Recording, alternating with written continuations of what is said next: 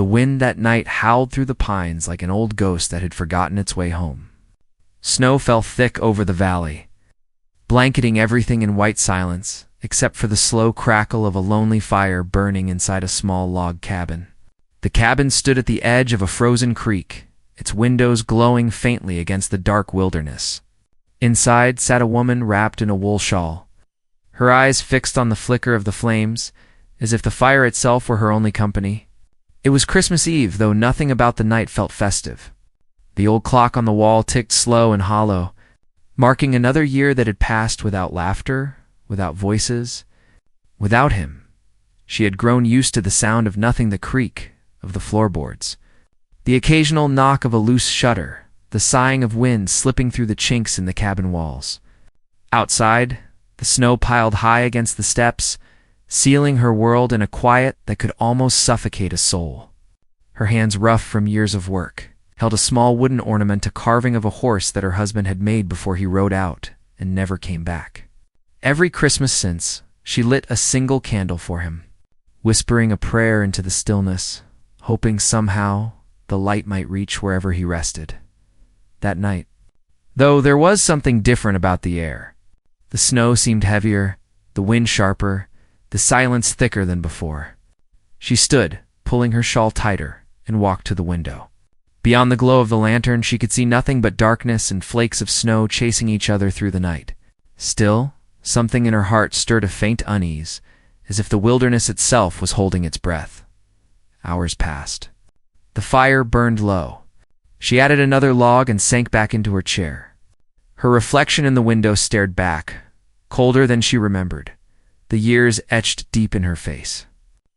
But before the thought could linger, a sound cut through the wind.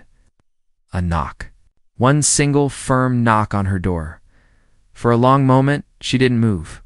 The knock came again, louder this time, echoing through the small cabin like thunder in a church. She rose slowly, every step careful, on the creaking floor. Out here, miles from the nearest town, knock at night could mean anything. A traveler lost, a trapper seeking warmth, or worse. Her hand hovered near the latch, heart beating hard beneath her shawl. "Who's there?" she called, her voice trembling just enough to betray her fear. No answer. Only the wind. She hesitated, then reached for the lantern hanging near the door. The flame flickered wildly as she lifted it. "If you're in need, speak up," she said, louder now. "I've got a fire and shelter enough for one more." From the other side came a voice deep, roughened by the cold. "Ma'am, I mean no harm. Just seeking a roof and a bit of warmth." My horse gave out a mile back, something in his tone steady, almost weary cut through her caution. She lifted the latch and pulled the door open. The cold rushed in like a wave, biting her skin, making the lantern sway. Standing there was a man covered in snow, his coat stiff with frost, his hair and beard glistening with ice. His eyes, though tired, met hers with a quiet steadiness that made her forget her fear for a moment. "Come in," she said softly. He stepped inside, stamping snow from his boots, closing the door behind him. The warmth of the cabin wrapped around them, and for a brief moment, time seemed to still. She could hear the faint crackle of ice melting on his coat as he held his hands near the fire. "You must have been out there for hours," she said. "Most of the day," he answered, his voice rough but calm. "I was heading west before the storm turned me around. I saw the light from your window and figured it was a mercy I couldn't ignore." She poured him a cup of hot water, all she had left to offer until morning. He thanked her quietly, his hands trembling slightly as he took the tin cup. There was something in the way he looked around the room, like a man measuring the distance between peace and the past. For a while neither spoke. Only the fire filled the silence. The woman sat across from him, watching as he thawed by the hearth. There was a sadness in his eyes that mirrored her own, a weariness she recognized too well. "You alone out here?" he asked after a long pause. She nodded. "It's been that way a while." Didn't press. His gaze drifted to the small wooden horse on the table, its edges worn smooth from years of being held. "That your work?" he asked. She shook her head. "Someone's who ain't coming back." He didn't reply, but something in his expression softened. For a long time the storm raged outside, the wind clawing at the cabin walls while inside two strangers shared the warmth of silence. Later, she noticed how his coat bore a torn patch near the shoulder, as if something had grazed him, a bullet or a blade. She said nothing, but the sight settled uneasy in her chest.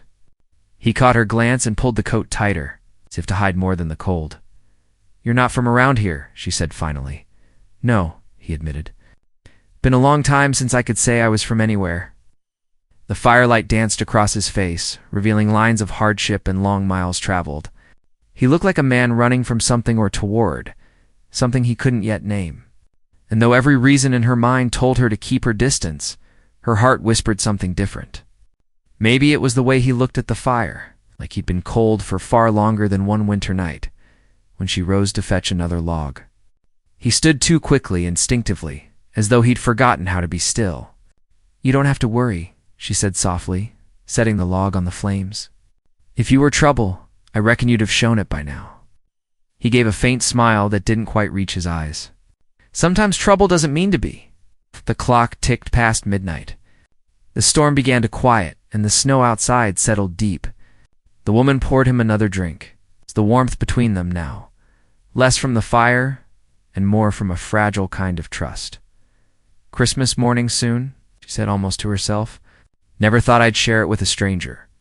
"Maybe," he replied, looking at the flames. "That's what Christmas is for. Folks finding light when there shouldn't be any left." For a moment, the quiet that filled the cabin felt almost sacred. But just as her heart began to ease, the faint echo of hooves carried through the wind. She froze, turning toward the window. The man set down his cup slowly, eyes narrowing toward the sound. "You expecting someone?" he asked, low and tense. She shook her head, fear creeping into her voice. "No one comes out this far after dark." The hooves drew closer, slow, deliberate, crunching through snow just beyond the door. The woman's breath caught as the stranger reached for something inside his coat. The flicker of the firelight caught the edge of metal, a small revolver. "Worn but ready. Best stay quiet," he murmured. "Low," his tone shifting from gentle to grim. The lantern light trembled between them. Outside, the wind paused, as though even nature itself waited to see what would happen next. She could feel her heart pound against her ribs, the air thick with fear and curiosity, and then came another knock so soft it almost sounded like the ghost of the first. The woman's eyes met his across the firelight, and in that silent exchange hung every question neither dared to speak. The night, once lonely, now held too many secrets to count. The knock lingered in the air like a warning carried by the wind. Both of them stood frozen, the only movement coming from the slow sway of the lantern on the wall. The woman's breath came shallow as her eyes flicked toward the door, and for a moment she wondered if it was just her imagination. But the stranger's hand stayed firm around the revolver. His gaze locked steady on the wood planks, as though he could see right through them. The second knock came again, louder this time. Whoever it was, they weren't passing through. The man stepped closer to the door, his boots silent against the creaking floor. The woman could feel the chill slipping back into the room, not from the cold outside, but from the feeling that something unseen had followed him here. He motioned for her to stay back. "Keep to the side," he whispered. "No sense standing where the light falls." Her hands trembled slightly as she reached for the poker by the fire. She wasn't sure why, whether it was to protect herself from whoever was out there, or from the man already standing inside her home. The storm outside had nearly gone still, and in that quiet, the sound of the third knock hit harder than before. Finally, he pulled the door open just enough to see. A figure stood in the snow, small, hunched, wrapped in a heavy coat with the brim of a hat pulled low.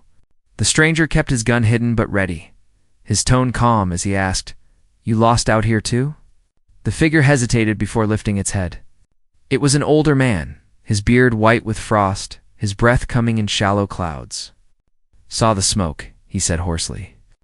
"Didn't expect company?" His eyes darted from the stranger to the woman, then back again. "Storm caught me near the ridge. My mule's gone. Just need a place to sit out the night." The woman stepped forward, her heart pounding. "You can come in," she said before the stranger could decide otherwise. The old man nodded in gratitude. stepping inside and stomping the snow from his boots. His clothes were torn, and one side of his coat was dark with what looked like frozen blood. The woman noticed it first and reached instinctively for a cloth, but the stranger's eyes hardened as if he recognized more than just a wound. The older man settled by the fire, holding his hands close to the flames. His fingers were swollen and stiff with cold. "Ain't many cabins left this far from town," he muttered. "Didn't expect to find two souls keeping warm in the same one." The woman poured him a bit of hot water, the only comfort she could offer, and glanced at the younger man. He hadn't sat down again. Instead, he leaned against the wall, half in shadow, studying their new guest like a hawk watching the edge of a field. "You said your mule's gone?" he asked quietly. The old man nodded. "Ran off when the storm hit. Couldn't see 10 feet ahead. I was heading toward Hollow Creek, but the tracks disappeared. I saw your fire and hoped someone might still have mercy left in this land." Something about the way he spoke, steady, deliberate, to calm, didn't sit right with the stranger. He didn't holster his gun. "Funny thing," he said after a pause. "Not many men wandered this direction from Hollow Creek. Roads washed out near the canyon." The older man smiled faintly without looking up. "And I must have taken the wrong road. Been doing that most of my life." The woman felt the tension thickening like smoke.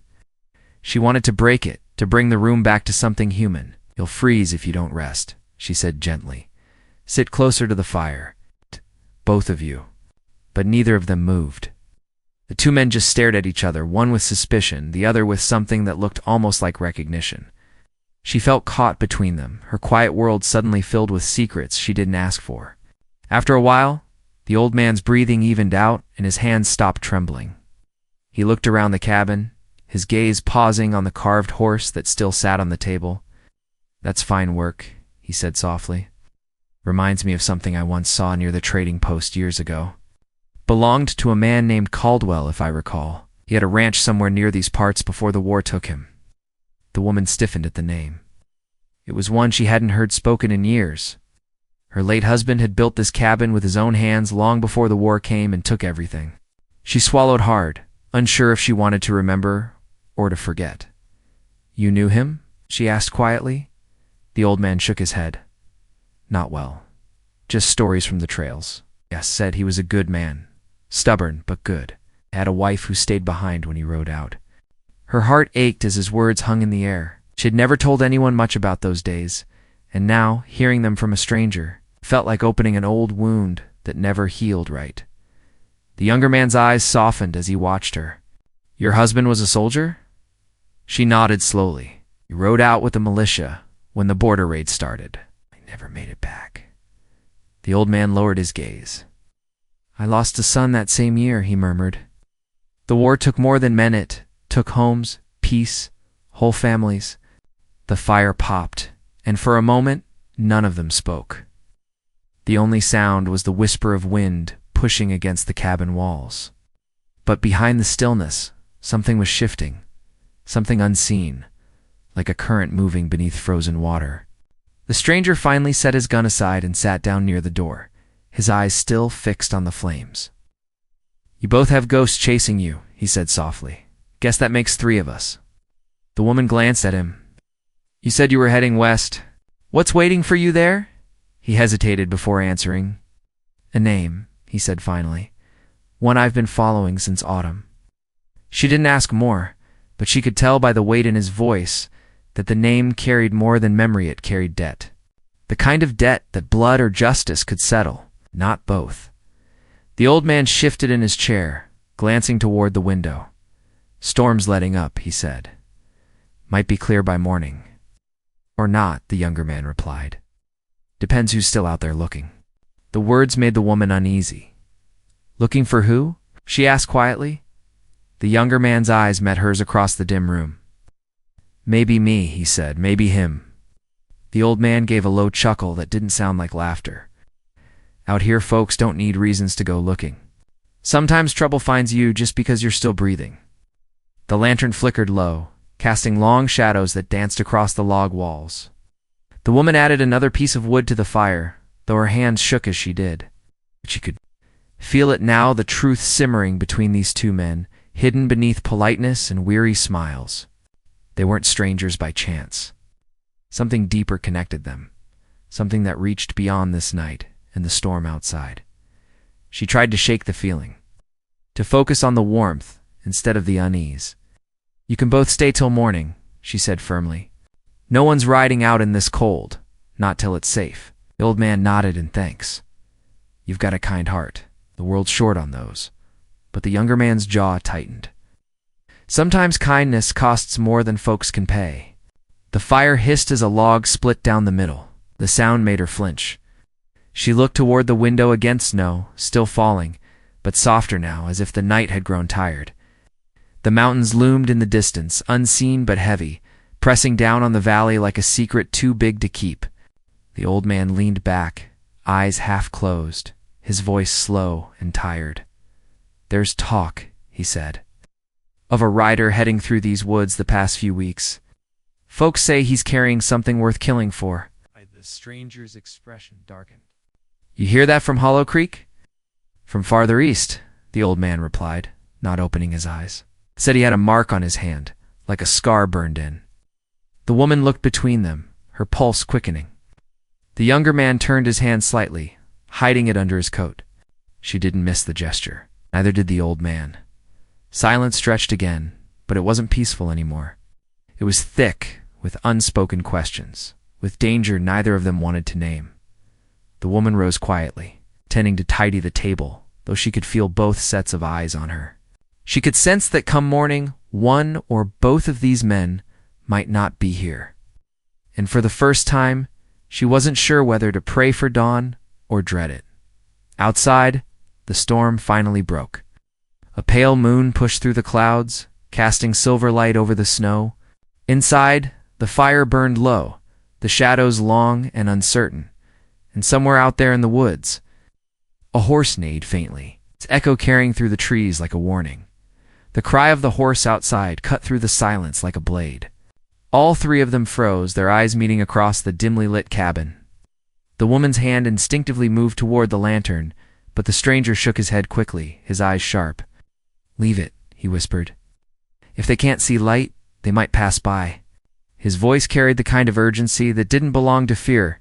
It belonged to experience. The old man leaned forward, his expression unreadable. "You expecting company?" "No," the stranger said flatly, though his hand was already sliding toward the revolver again. "But someone out there might be expecting me." The woman's breath came shallow. She glanced toward the window where faint shadows danced against the curtain. The snow had eased, but the world outside remained cloaked in white and stillness. Whoever was out there moved carefully to carefully. It wasn't a lost traveler. It was someone who knew how to move in silence. She felt a chill crawl through her chest that had nothing to do with the cold. "How would they find you way out here?" she asked. The man didn't answer right away. His jaw flexed as he stared into the fire. "Some debts don't stay buried," he said finally. "Even under the snow?" The old man's eyes narrowed, as if measuring his words, debts or sins. The younger man looked up sharply. "Sometimes there's no difference." The tension in the room deepened. The fire snapped and crackled, filling the pauses between their words. The woman moved to the window and lifted the curtain just enough to peek outside.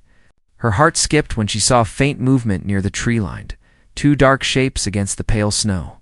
"There's more than one," she whispered. The stranger's face hardened.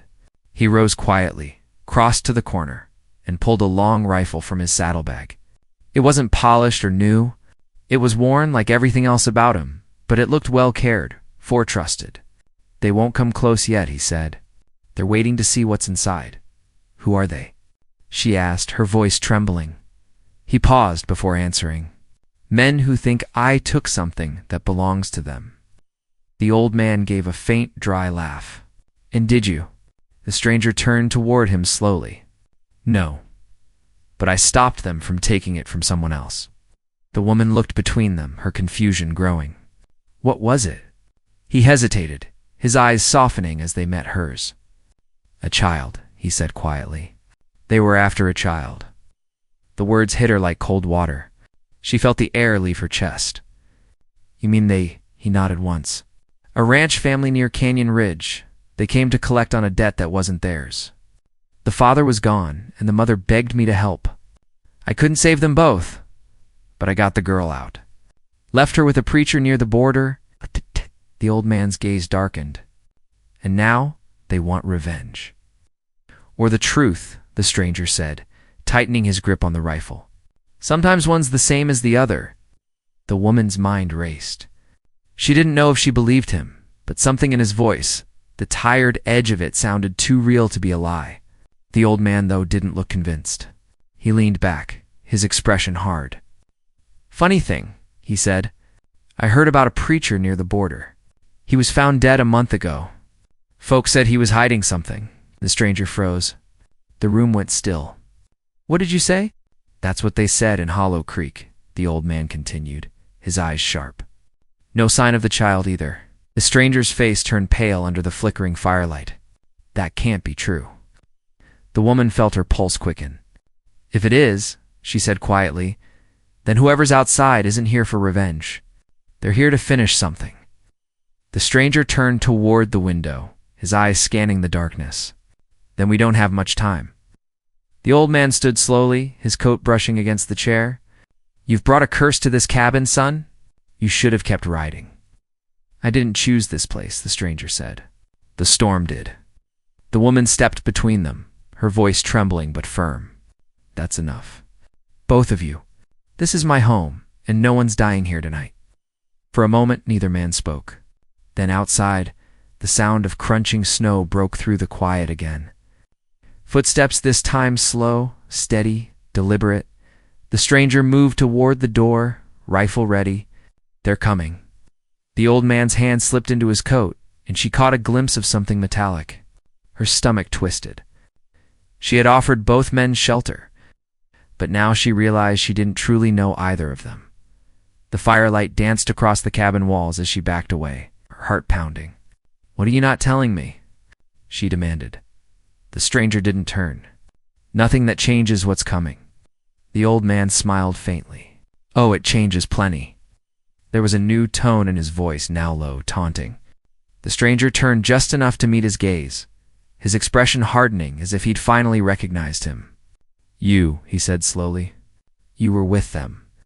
The old man's smile faded into something colder. Used to be. Till they turned on me too.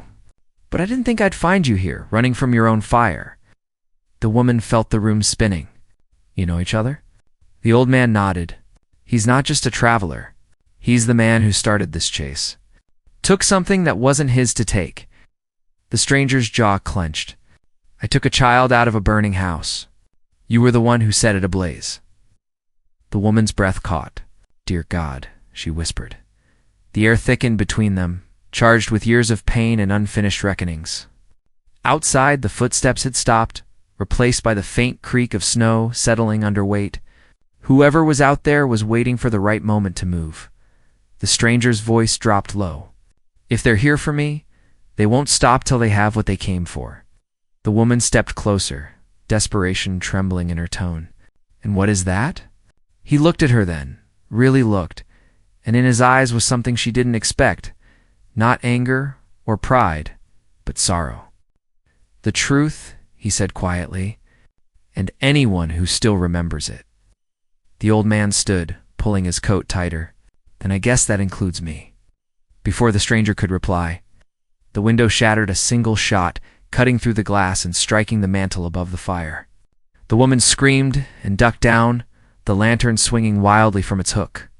The stranger fired back through the broken pane, the crack of his rifle echoing into the storm. Down, he shouted, pulling her behind the table. The old man had already taken cover behind the door, his own pistol drawn. The fire flared as sparks leapt from the hearth, lighting the chaos in sharp flashes. Outside, horses whinnied and voices shouted low. Rough voices, carried by the wind. The woman clutched the stranger's arm, her breath shaking. They'll kill us all. Not if we hold till dawn, he said, eyes scanning the shadows. They won't risk open ground in daylight. The old man gave a bitter laugh. You think dawn will save you? You've got half a bounty hunter's circle after you. They'll wait as long as it takes. Then we make them wait longer, the stranger said. The woman turned toward the door. where snow blew through the cracks, the sound of approaching hooves growing faint and then still again. For a moment, the world fell quiet, broken only by the ragged sound of their breathing. The stranger checked his rifle, his movements precise, steady, controlled. The old man reloaded his pistol with slow, careful hands. The woman's heart pounded as she looked between them, two men bound by a history she didn't understand. And yet, somehow, her home had become the ground where it would end. As the fire dimmed, she saw it clearly, the mark the old man had mentioned. A faint scar on the stranger's right hand, burned deep like a brand. "You do have it," she whispered. He didn't answer, only stared into the dying fire. Outside, a distant voice called through the dark, cold and sharp as steel. "Come out and we'll make it quick." The stranger's face hardened. "They found us." The woman clutched her shawl tighter. "What will you do?" He looked toward the window, where snow swirled like smoke over the land. "What I always do," he said quietly. "Stand my ground." The old man gave a tired sigh. "Then I reckon this cabin won't see another Christmas." The wind howled again, driving snow against the door in angry gusts. The stranger rose, chambered another round, and met the woman's frightened eyes. "Whatever happens," he said softly, "don't open that door for anyone but me." She nodded slowly, though her voice caught in her throat. "And if you don't come back—" He hesitated just long enough for her to see the truth in his eyes. "Then burn the lamp," he said, "and let them know this place still has light." He stepped to the door, the rifle tight in his hands. The old man followed, his breath heavy, his pistol drawn. The woman stood behind them, her heart pounding, watching the door as the night waited in silence. Outside, the snow had stopped falling. The world seemed to hold its breath again. Then came the sound of boots crunching closer. The stranger raised his rifle. The old man raised his gun, and in the quiet before the next shot, the fire gave its last flicker, leaving them in the half-light. Between mercy and fate, the snow outside glowed faintly under a dull moon as the stranger stood at the door, listening. The cabin had fallen into a heavy stillness, broken only by the faint crackle of the dying fire and the distant creak of the pine trees bending under the weight of ice. Every sound seemed sharper, closer, more dangerous. The woman stood frozen near the hearth, clutching her shawl so tightly her knuckles turned pale. The old man crouched near the window, kept his gun steady, his eyes sharp as he watched for movement in the dark. Then came another voice closer this time. It was low, rough, and calm in the way that made her blood run cold. "We know you're in there," it called out. "Ain't no use hiding. Step out, and we'll let the lady keep her house standing." The stranger's jaw tightened. He didn't look at her, didn't speak, but the set of his shoulders told her everything he had no intention of surrendering. His fingers tightened around the rifle as he took a slow breath, steady and quiet, like a man who had been here before. Outside, snow gave way under boots do, maybe 3 sets of them. They moved in careful rhythm, spreading out. The old man shifted his position slightly, his voice barely a whisper. "They're circling. They'll come from the back and sides." The stranger gave a small nod. "You take the back window. I'll hold the front." "And the woman?" the old man asked. The stranger finally turned, his eyes meeting hers in the dim light. "She stays low and keeps the fire dim. If they rush, you get to the trap door under the stove." Her breath caught. "There's no way out under there." "Maybe not," he said quietly. "But it'll buy you a few minutes." She wanted to argue, to tell him to stop, to let the men outside take whatever they wanted if it would save his life, but she knew from his expression that he wasn't built to surrender. There was something carved into him deeper than pride, something that looked a lot like guilt. The first shot came sudden and sharp, shattering the window to her left. The lantern swung hard, spilling light and shadow across the walls. The old man fired back, a quick burst that filled the cabin with smoke. The stranger didn't move. He stood calm as stone, raising his rifle and waiting. Then a voice cried out from outside, a wounded man cursing through the wind. The old man gave a low laugh that ended in a cough. "One down," he muttered, reloading. The woman pressed herself against the wall, Out. her heart pounding so hard she could barely breathe. She could see the stranger's silhouette against the faint moonlight, steady as the mountain beyond. He fired once, then again, the sound echoing across the frozen valley. Each shot carried purpose, not panic. When silence returned, it was heavier than before. The air smelled of gunpowder and pine smoke. Somewhere beyond the door, a horse snorted and stamped nervously. "Think that's all of them?" the old man asked. The stranger shook his head slowly. "No. The one who wants me, he waits till the rest are dead." The woman's hands trembled as she reached for a blanket and threw it over the broken window. The cold seeped in, biting at her skin. "Who is he?" she asked, her voice barely above a whisper. The stranger didn't answer right away. He stepped closer to the window, peering out into the darkness. When he finally spoke, his words were low, almost hollow. "A man who used to ride with me. Before I learned what he was." The old man's eyes flickered with something like recognition. "You talking about Pike?" The stranger turned sharply. "You know him?" "I knew the kind of man he was," the old man said, his tone cautious. "Didn't think anyone made it out alive after his last job." "He made sure I didn't forget him," the stranger replied, his voice rough now. "He's been hunting me since I walked away." The woman's voice broke through the tension. "Why? What does he want?" "He wants what I took," the stranger said. "Not gold, not land. He wants his secret buried again." The old man's gaze narrowed. "The child." The stranger nodded. "He wasn't supposed to live." The words hit the woman like a weight. "You mean Pike killed that family?" "He burned them alive," the stranger said quietly. "Said it was justice for betrayal. I pulled the girl out before the house fell. She couldn't have been more than 6. The old man exhaled, his hand tightening on the pistol. "You should have left her with the marshal."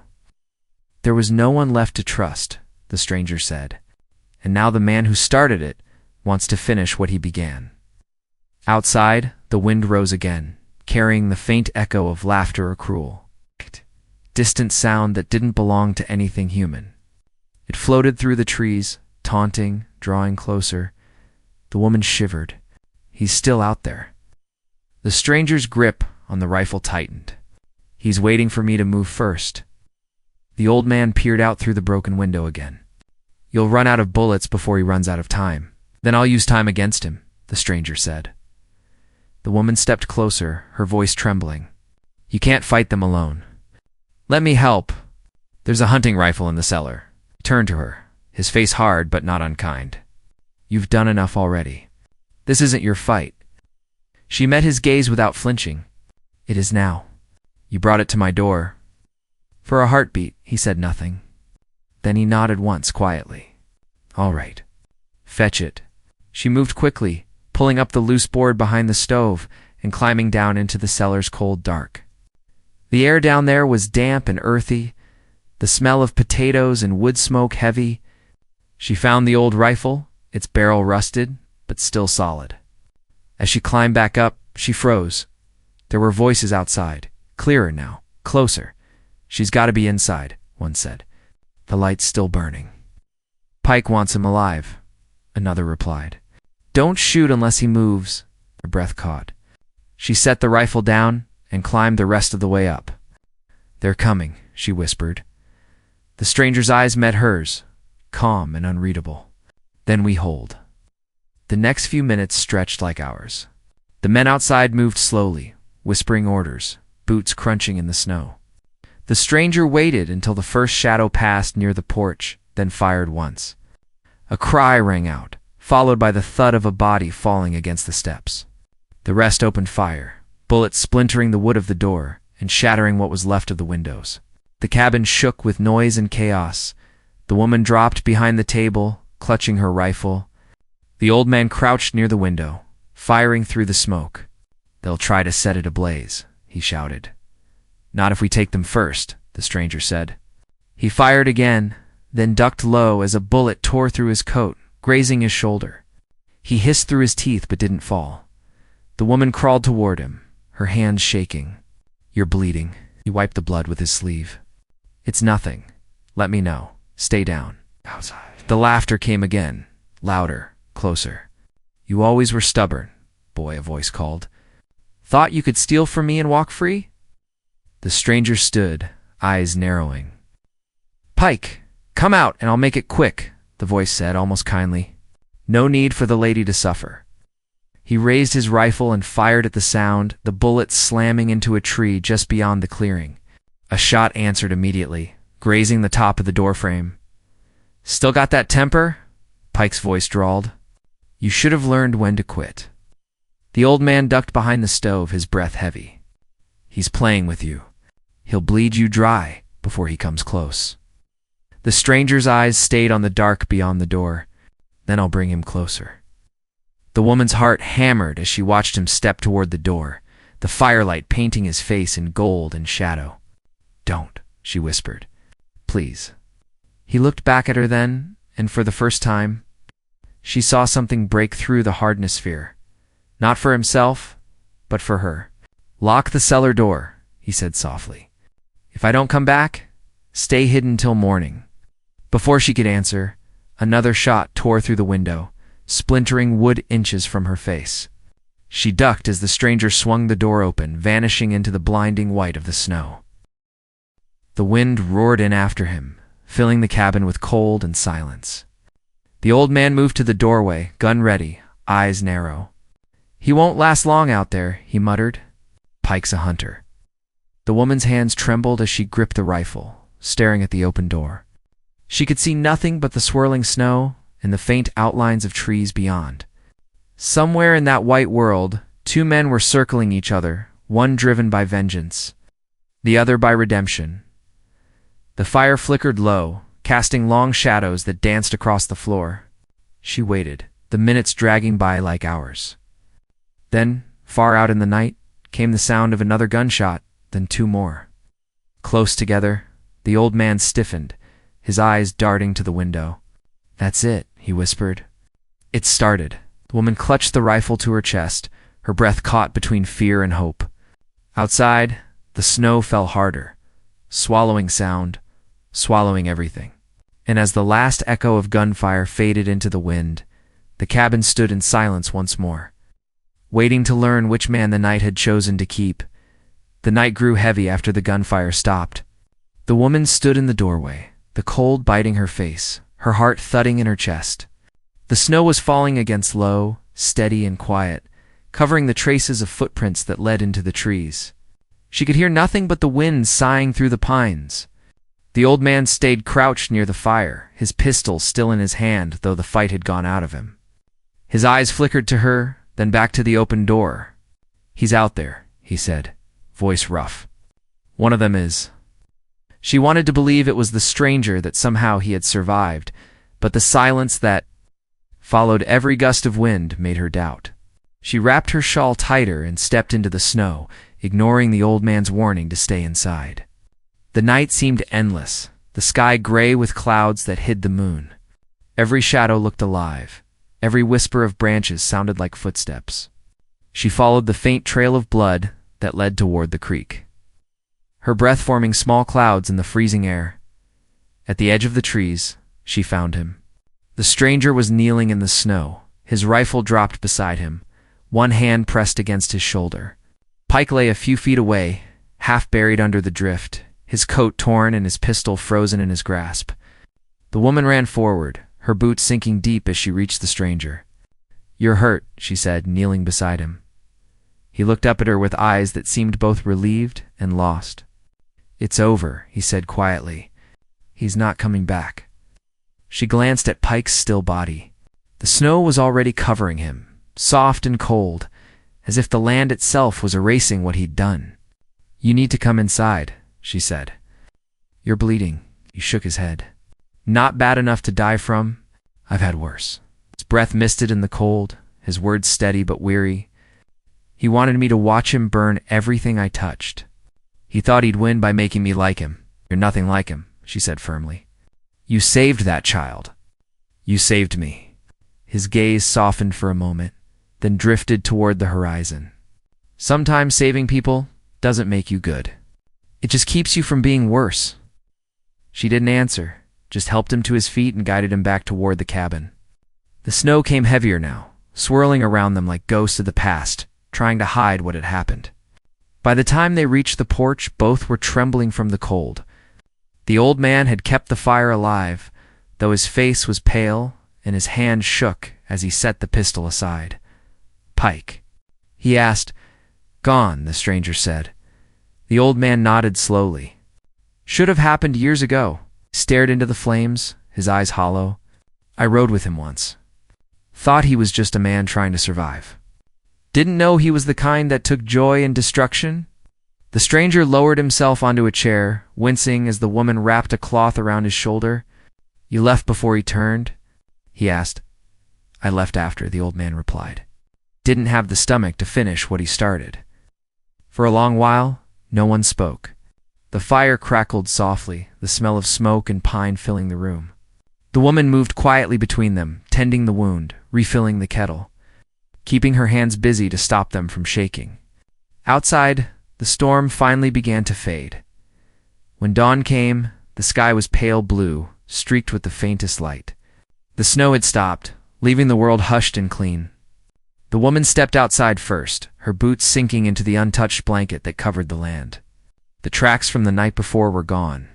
Pike's body was buried beneath the drift, marked only by a slight rise in the snow near the trees. The air was still, the cold sharp but peaceful. She turned back to see the stranger standing in the doorway, wrapped in his coat, his breath fogging in the early light. "You should rest," she said. "I can't," he replied. "Not here. Not while that girl's still out there." She frowned. "The child?" He nodded. "If what he said was true, she's gone from the preacher's care. Someone might have taken her, or worse. I have to find out." "You can't travel in this weather," she said softly. "You'll freeze before you reach the ridge." He smiled faintly, though it didn't reach his eyes. "I've been cold a long time. Another storm won't make a difference." The old man stepped up behind them, his voice low. "He's right. That child deserves someone looking for her. But you won't get far without a horse." Pike's men scattered after he fell. One of them might have left a mount in the trees. "I'll check," the stranger said. The woman felt something twist inside her chest. She'd only known him a single night, yet the thought of him leaving filled her with a strange ache. Maybe it was because he had brought life back into her quiet world. Or maybe because she saw in him the same loneliness that had haunted her for years. She followed him to the edge of the woods, where they found a horse half buried in snow but still alive, trembling and frightened. He brushed the frost from its mane, speaking softly until it calmed. The morning light caught the faint scar on his hand, the mark that had made him hunted. "Where will you go?" she asked quietly. "South," he said. "Toward the border. If the girl's alive, someone down there will know." She wanted to ask him to stay, to let the past rest, but the words wouldn't come. Instead, she reached out and placed her hand on his arm. "You don't owe the dead anything. You've done enough." He looked at her, his eyes tired but kind. "No one ever really does enough. We just try to make peace with what we didn't do." He pulled himself onto the horse, wincing slightly from the wound. The old man handed him a small pouch of bullets and a piece of bread. "You'll need both," he said. The stranger nodded in thanks. Then he turned toward the woman. "You'll be all right here?" She glanced back at the cabin, the smoke rising from the chimney, the faint glow of the fire through the frosted window. "I've been all right for years," she said softly. "But this Christmas was different. Maybe that means something." He smiled faintly. "It means you still believe in light." He tugged on the reins, guiding the horse through the snow. The morning sun broke through the clouds, glinting off the frozen ground like shards of glass. She watched him ride until he disappeared into the trees, a dark figure fading into white. The old man stood beside her for a long while, silent. "You think he'll find her?" he asked finally. She didn't look away from the woods. "If anyone can, it's him." When they went back inside, the cabin felt warmer than it had the night before. The old man settled near the fire, closing his eyes as if the weight of years had finally caught up to him. The woman sat by the window, watching the snow drift lazily through the air. On the table, the small carved horse still stood where she had left it, its edges worn smooth. She picked it up and held it close, whispering a quiet prayer knot for the dead. but for the living still trying to find their way. Days passed, and the storm finally cleared. The road to Hollow Creek reopened, and travelers began to pass through again. Some spoke of gunfire in the woods, others of a lone rider heading south with a wound on his arm and a purpose in his eyes. The woman listened quietly, never confirming what she knew. That spring, she rode into town for the first time in years. At the post office, she found a letter waiting for her with no name. Only a single line written in rough handwriting. "The child is safe. Thank you for the fire." She stood there for a long time, holding the letter close. The world outside had thawed, the snow giving way to the sound of running water and the scent of pine. As she rode home, the sun setting over the hills, she felt a warmth she hadn't known in years, a quiet knowing that even in the coldest winter, kindness leaves a trail no storm can bury. When Christmas came again, the cabin stood just as it had before, but the light that burned inside it was different. The same fire crackled, the same shawl hung by the chair, but this time there was no silence pressing on her heart. She lit a second candle beside the first, the old one for the husband she lost, and the new one for the man who found her when she needed reminding that life could still bring strangers to your door for reasons beyond sorrow. Outside, snow began to fall once more, soft and gentle, wrapping the world in white. Inside, she sat by the fire, her hands warm, her eyes steady, and for the first time in years the cabin no longer felt like a place of waiting but of peace.